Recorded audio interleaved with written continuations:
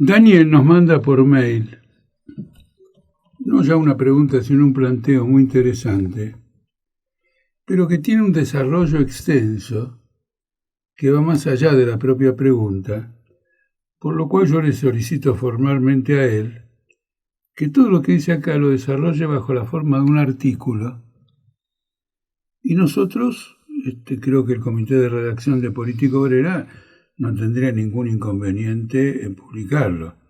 Estemos de acuerdo o no con lo que él piensa, nuestro método es que el periódico Un Partido Revolucionario también tiene que ser una tribuna de opiniones divergentes, en la medida en que esas opiniones primero se expresen con claridad, esas divergencias se expresen con claridad y además van firmadas. Entonces queda claro que no está en la línea editorial del periódico y que queda abierta una polémica. Pero el núcleo de la preocupación, hay muchas preocupaciones y en una sola planteo contestar todas no se puede. El núcleo del planteo de Daniel es: la burguesía sabe que solo el peronismo semi-garantiza la paz social y la gobernabilidad. Y luego, las multinacionales que operan aquí privilegian la paz social. Es decir, que el capitalismo ve al peronismo no como el partido que les garantiza altos beneficios, eso lo desarrolla él acá, sino como el partido que les garantiza la paz social. Y que, por las condiciones peculiares que él describe acá, la burguesía está conforme con todo eso. Bueno, sobre esto le propongo que escriba, porque en el planteo de él hay una idea muy importante, y es que el peronismo, como él dice acá, gobernó el 90% del tiempo, por ejemplo, desde que se fue la dictadura. Entonces, ¿a qué obedece esta permanencia? Es decir, que vamos a hablar del peronismo, vamos a hablar del tema típicamente argentino. El que no entienda el problema del peronismo en su condición de socialista, bueno, puede tener ideales muy generosos, pero no va a acertar en la cuestión. El peronismo, para tomar los dos periodos en que gobernó en Argentina, expresa todas las variantes de la burguesía nacional. Por ejemplo, el primer periodo que quiero señalar es el menemismo. El menemismo tuvo 10 años. Al menemismo lo apoyó todo el peronismo, lo apoyó toda la burocracia sindical. Lo apoyaron otros sectores ajenos al peronismo, indudablemente neoliberales, como el partido del ingeniero Alzogaray, etc. Pero gobernó contrayendo una brutal deuda externa y al mismo tiempo vendiendo empresas estatales, privatizándolas casi como un regalo, entre 1989 y 1999, cuando vino de la Rúa, que de algún modo continuó la gestión de Menem. Bajo el gobierno de Menem estaba de vicepresidente Duhalde, que luego intentó también ser gobernador. Y estaban los Kirchner, pero felicísimos con la gestión de Menem, porque al privatizar a YPF, primero como una sociedad estatal autónoma que cotiza en la bolsa y luego directamente vendiéndola, recaudaron todos los derechos que esa privatización le correspondieron a Santa Cruz, y que es el famoso tema de que no sabemos dónde está ese dinero, si lo mandaron a Suiza, lo que cobró por esto y lo que cobró por otro. Pero estaban todos ahí. Estaba Alberto Fernández. Alberto Fernández fue un importante gestor de la privatización de los seguros y de la privatización del sistema de previsión. Este Nacional y Popular de hoy era un campeón. Él pertenecía al bloque de Cavallo. Luego, a partir de mayo del 2003, viene el kirchnerismo. todo es nacional y popular, aparentemente no se privatiza nada, vamos con los obreros, etcétera, etcétera, etcétera. Es el mismo personal que gobernó con el menemismo, porque ahí está la burocracia sindical. Duhalde, que sube a final de 2001, y es el tránsito a Kirchner, es el que arranca en esa línea. Como ustedes ven, ha expresado dos polos políticos o dos polos de política económica completamente o aparentemente muy diferentes. ¿Y a qué obedece esto? Bueno, obedece a que las condiciones económicas del país y de la burguesía habían cambiado en forma feroz, con la hiperinflación de Alfonsín, crisis de financiamiento, etc.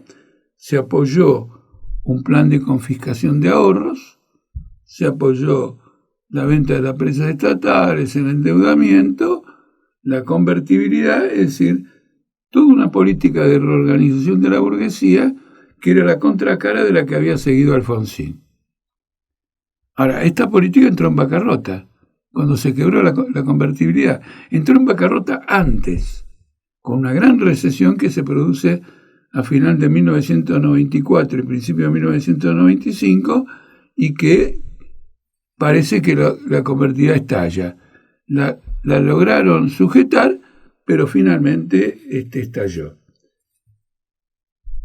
¿A qué obedece que el peronismo en esta obra de teatro juegue dos papeles?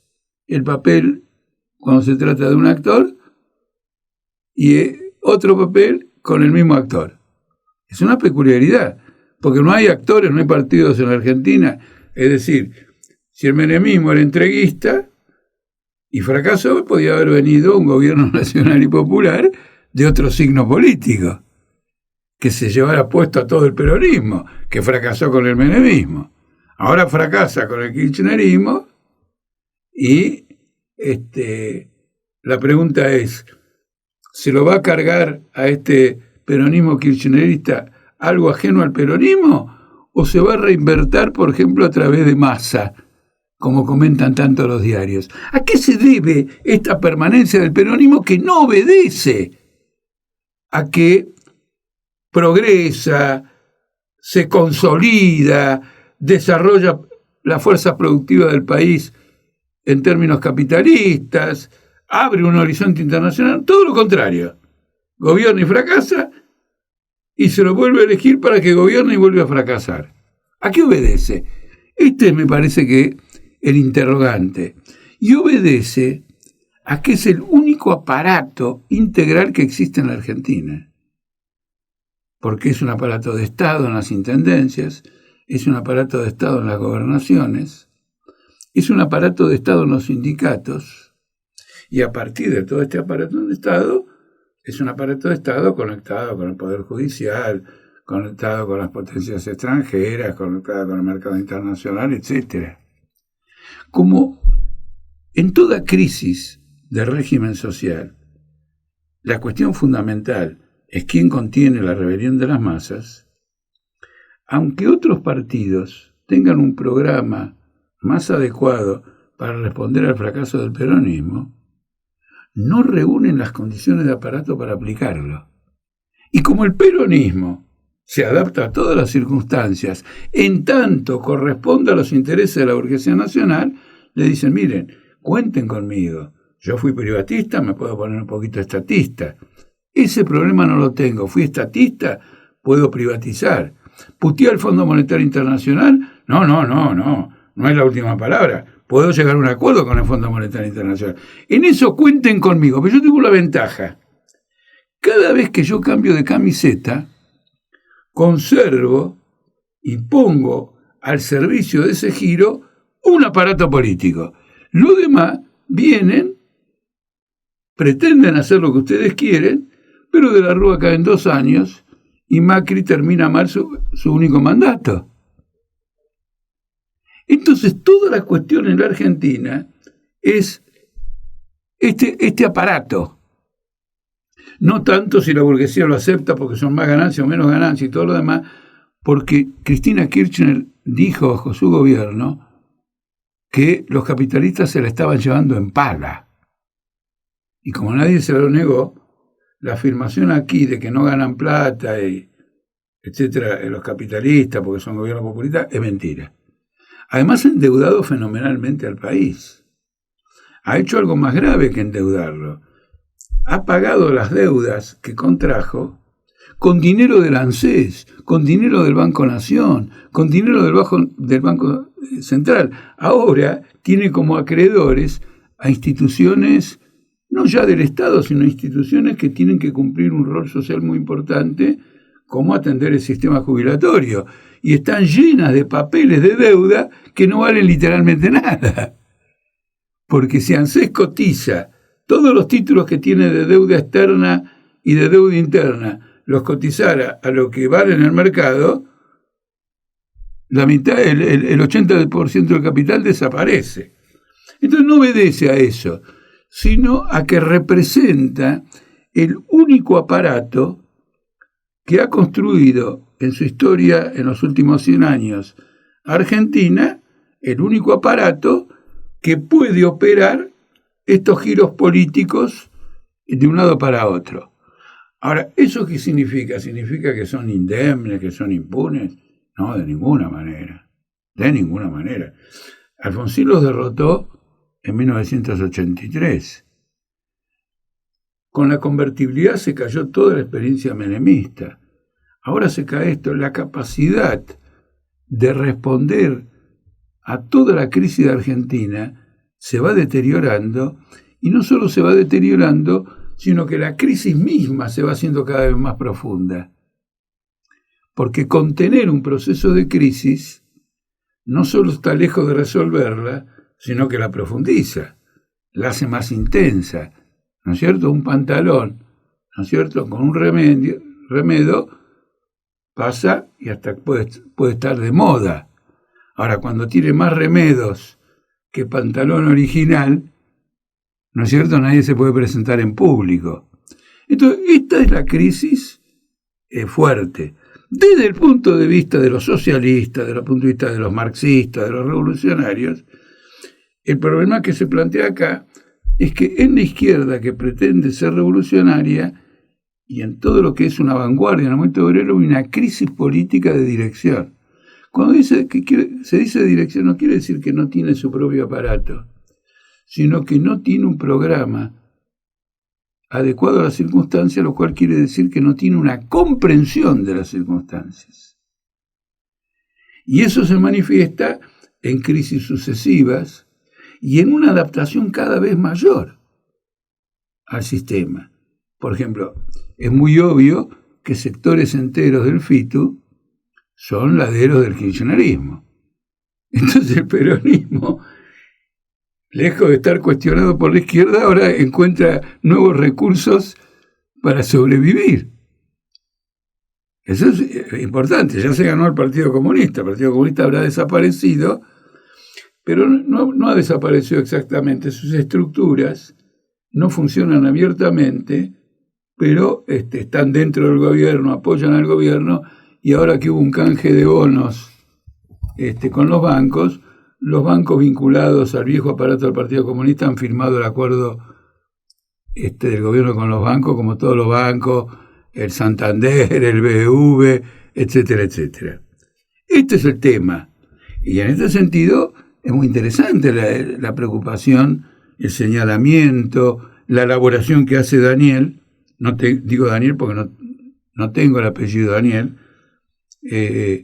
pero es interesante. Él puede escribir, pero este es el desafío fundamental. Lo que hay que comprender es que como alternativa al peronismo dentro del campo de la burguesía, solo existían los militares, que era el otro aparato. Ese aparato se deterioró, ahora lo quieren revitalizar, empezando por militarizar a Rosario. Y el gobierno está teniendo una serie de conflictos internacionales, que no voy a entrar ahora acá, vinculados al rearme de las Fuerzas Armadas de Argentina. Rearme que está siendo boicoteado por el veto, está siendo boicoteado por Gran Bretaña. Entonces, ese otro aparato, en ausencia de un aparato militar, las corrientes derechistas alternativas al peronismo están como caminando en el agua. Por eso Patricia Bullrich dice bala, bueno, el otro dice, Esper dice bala, Milei dice represión, Patricia Bullrich dice todo eso, y la burguesía dice, no me quiero meter de nuevo en el 24 de marzo de 1976, porque aquella vez me salió relativamente bien. Si me llega a salir relativamente mal, y hay una reunión popular, se terminó el capitalismo y el Estado capitalista en Argentina.